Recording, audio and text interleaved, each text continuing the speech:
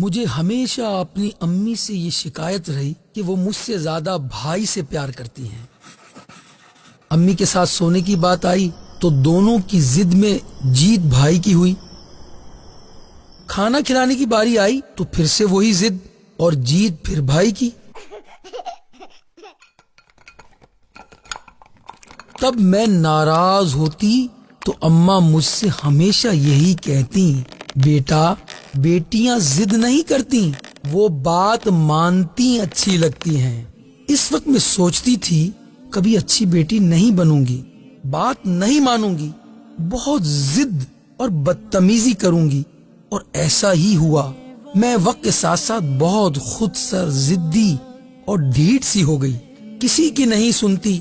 اماں میرے لیے بہت پریشان ہوتی اور کہتی تھی اس لڑکی میں تو پارا بھرا ہے، پارا، نرمی تو اس میں آتی ہی نہیں، پتہ نہیں زندگی میں کیسے چلے گی، کیسے چلے گی۔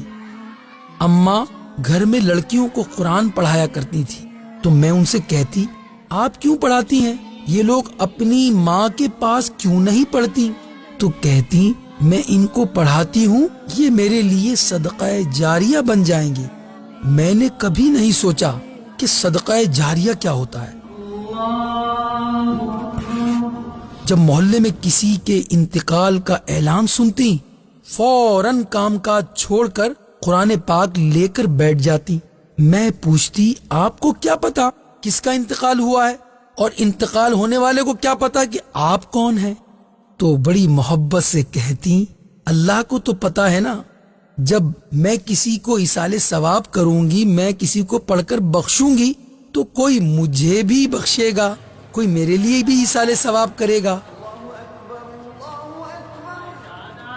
مجھے ان کی ان باتوں کی کبھی سمجھ نہیں آئی، انہوں نے کبھی اپنے حق میں کچھ نہیں بولا۔ میں ان سے کہتی تھی، جواب کیوں نہیں دیتی آپ لوگوں کو؟ اور وہ بہت تحمل سے کہتی، جاہلوں کی باتوں کا بہترین جواب خاموشی ہے۔ تب میں بس یہ سوچتی رہتی کہ خاموشی میں جواب کہاں ہوتا ہے۔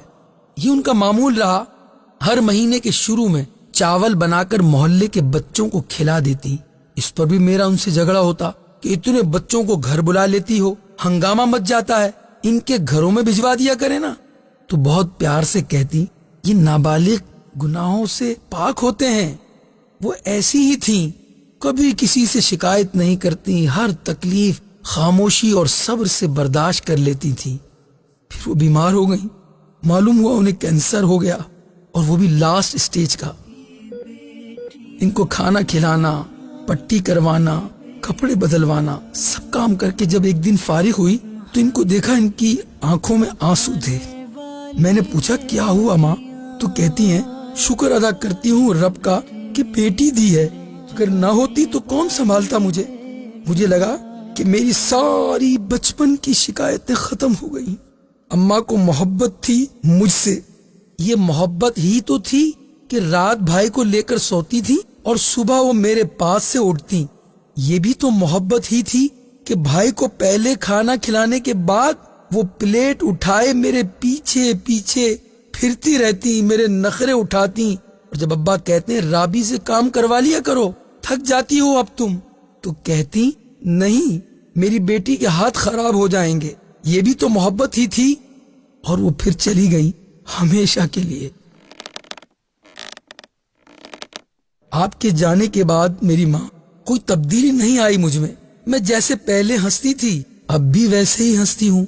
بس اتنا ہوا ہے، پہلے میں ہنستی تھی کیونکہ میں خوش تھی، اب میں ہنستی ہوں کہ لوگ سمجھتے ہیں میں کتنی خوش ہوں۔ پہلے میں روتی تھی، آپ مجھے اپنی گود میں لے لیتی تھی، اب میں روتی ہوں تو میں تکیے میں منہ چھپاتی ہوں۔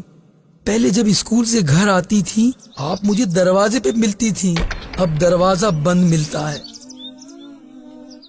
پہلے آپ پانی کھانا دیتی تھی، اب میں خود بناتی ہوں۔ اب آپ کی بیٹی کے ہاتھ بھی خراب نہیں ہوتے، اب سردی میں کپڑے دھو کے نکلنے پر کوئی میرے لیے چائے بنا کر بھی نہیں رکھتا، کوئی مجھے زبردستی انڈا بوائل کر کے بھی نہیں کھلاتا، کوئی نہیں کہتا ٹھنڈ ہے سن لے ماں کی بات، کھا لے ورنہ بیمار ہو جائے گی، کوئی نہیں دودھ کا گلاس میرے پیچھے پیچھے لیے پھرتا، کوئی نہیں کہتا ایسے دودھ نہیں پینا لا تجھے شہد ملا دیتی ہوں۔ کچھ بھی تو نہیں بدلا ماں، کچھ بھی تو نہیں، سانس ویسے ہی چلتی ہے، کھانا پینا سب ویسا ہی ہے، ہنسنا بولنا بھی ویسا ہی ہے۔ اور نند کہتی ہیں اس کڑی نو کوئی دکھ نہیں مادا، اس کو کیا پتا مجھے کتنا برا لگتا تھا کوئی مجھ پہ ترس کھائے، مجھے اب بھی برا لگتا ہے، اس لیے کسی کے سامنے نہیں روتی، میں کسی کی فضول باتوں کا جواب بھی نہیں دیتی۔